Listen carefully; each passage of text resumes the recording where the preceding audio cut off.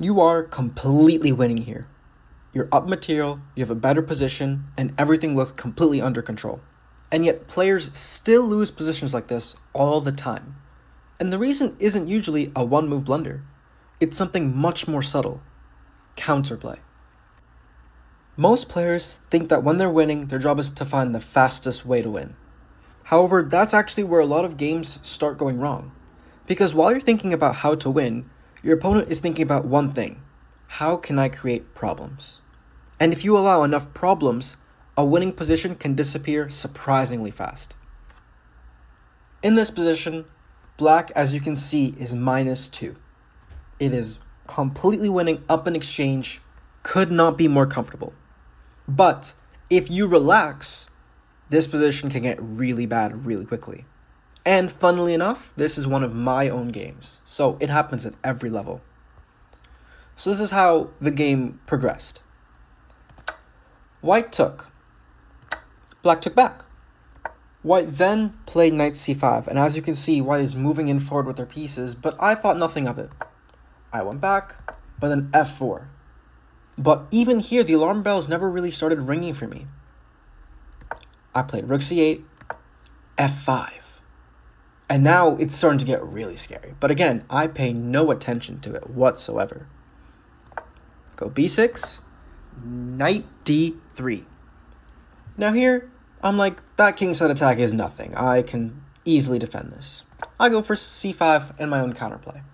However, f6, queen to e8, and queen c1.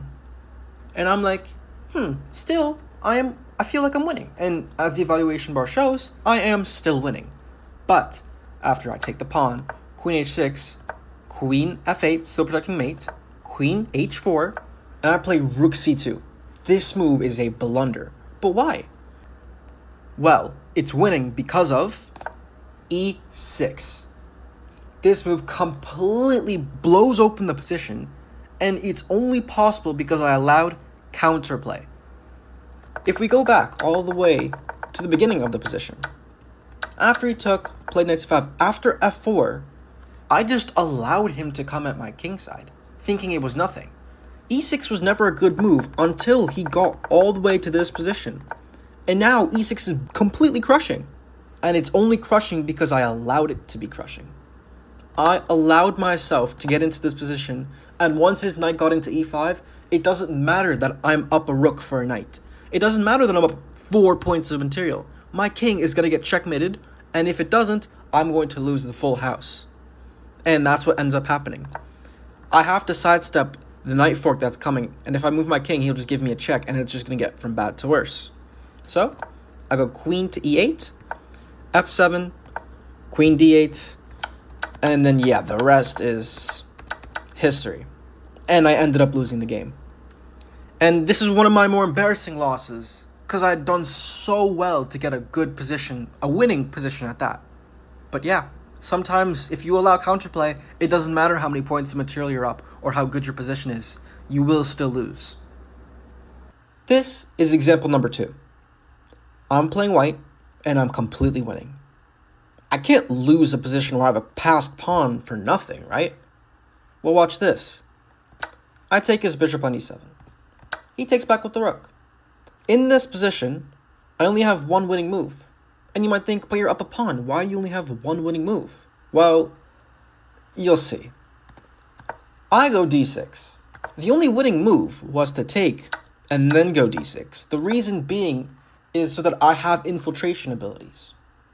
I can move my rook, I can move my queen off the file, try to enter in his side, get that pass pawn to be either a distraction or go all the way and become a queen. But yeah, I clearly don't do that, and I actually push instead. And this completely squanders the advantage. Now, yes, the b6 pawn is hanging. However, I thought it wasn't that big of a deal because I have a d6 pawn. It's gonna be too passed for him to take it anyways, right? Wrong, because now I lose that pawn. In this position, I thought if he took, I can go check and I win a queen for a rook. However, he can just take my pawn with the check and then take that pawn. And now, suddenly, when I'm in a completely winning position, I go from 1 pawn up to 2 pawns down, and I'm gonna save you the details, but all you need to know is I lost this game. Yeah, I lost this game. Unbelievable. But it just goes to show that counterplay exists at every level, and it can come from many forms. Causes of it can be carelessness or just blindsight. If you don't see it coming, you'll never expect it.